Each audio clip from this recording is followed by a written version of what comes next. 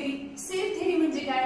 तर cell theory is one of the fundamental principle of biology. It explains structure, function and origin of living organism in the term of cell. तर ही जी sale theory आहे याच्यामध्ये हिचे जे postulate मांडले याच्यामध्ये काय केले डिफरंट सायंटिस्टनी कॉन्ट्रिब्युशन दिलेले. त्यामध्ये वन बाय वन काय करूया आपण कोणत्या सायंटिस्टनी काय कॉन्ट्रिब्युशन दिलेले आहे ते पाहूया. तर फर्स्ट आहे रॉबर्ट हुक. रॉबर्ट हुक यांनी काय केले फर्स्ट काय केले सेल ऑब्झर्व केली कॉर्क मध्ये.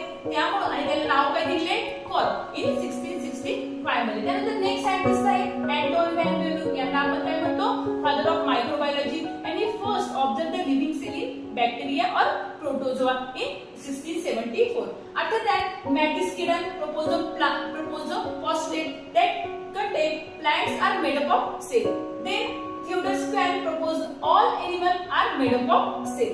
Then Rudolf Virchow at the fifth postulate of cell theory is added all cells arise from pre-existing cells.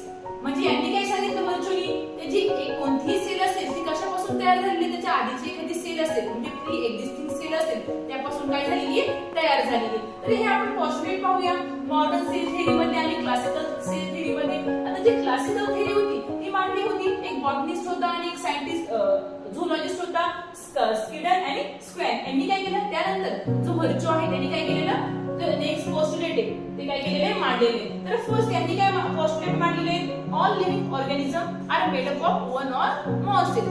म्हणजे जे सगळे लिव्हिंग ऑर्गॅनिझम आहेत एक किंवा अनेक सेलचे मिळून बनलेले.